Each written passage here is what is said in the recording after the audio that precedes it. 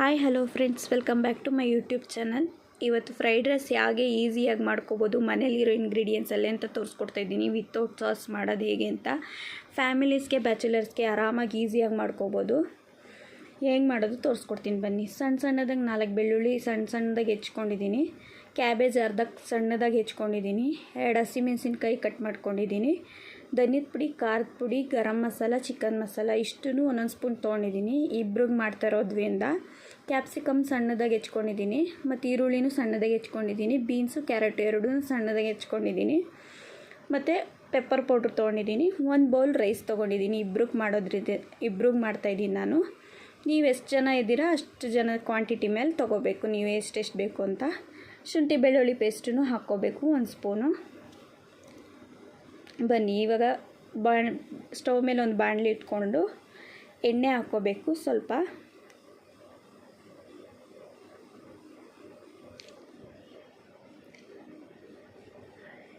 ಎಣ್ಣೆ ಹಾಕ್ಕೊಂಡೆ ಆದಮೇಲೆ ಎಣ್ಣೆ ಚೆನ್ನಾಗಿ ಕಾದಾದಮೇಲೆ ಬೆಳ್ಳುಳ್ಳಿನೂ ಹಸಿಮೆಣಸಿನ್ಕಾಯಿ ಹಾಕ್ಕೊತಾ ಇದ್ದೀನಿ.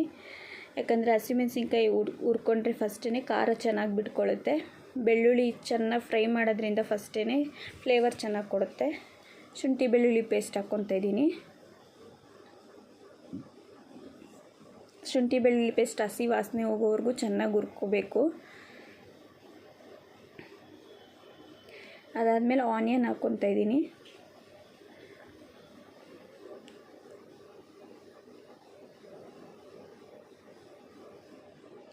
ಆನಿಯನ್ನು ಕೈ ಬಿಡ್ದಂಗೆ ಚೆನ್ನಾಗಿ ಆಡಿಸ್ಕೊಳ್ಬೇಕು. ಹಸಿ ಸ್ಮೆಲ್ ಹೋಗೋವರೆಗೂ ಚೆನ್ನಾಗಿ ಸ್ವಲ್ಪ ಅರ್ಧ ಬೇಯಿಸ್ಕೊಂಡು ಸ್ವಲ್ಪ ಉಪ್ಪು ಹಾಕ್ಕೊತಾ ಇದ್ದೀನಿ, ರುಚಿಗೆ ಎಷ್ಟು ಬೇಕೋ ಅಷ್ಟು.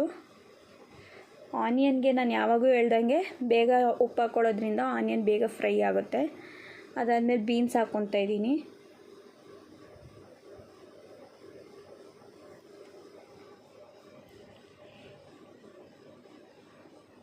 ಬೀನ್ಸ್ ಹಾಕ್ಕೊಂಡು ಒಂದು 5 ನಿಮಿಷ ಚೆನ್ನಾಗಿ ಹುರ್ಕೋಬೇಕು. ಅದಾದಮೇಲೆ ಕ್ಯಾರೆಟ್ ಹಾಕ್ಕೊತಾ ಇದ್ದೀನಿ. ಎಲ್ಲ ಹಾಕ್ಕೊಂಡು ಒಂದೊಂದು 5 ನಿಮಿಷ ಹುರ್ಕೊಳ್ಬೇಕು ಚೆನ್ನಾಗಿ. ಆಮೇಲೆ ಕ್ಯಾಪ್ಸಿಕಮ್ಮು ಹಾಕ್ಕೊತಾ ಇದ್ದೀನಿ. ಎಲ್ಲ ಹಾಕಿ ಚೆನ್ನಾಗಿ ಫ್ರೈ ಮಾಡ್ಕೋಬೇಕು.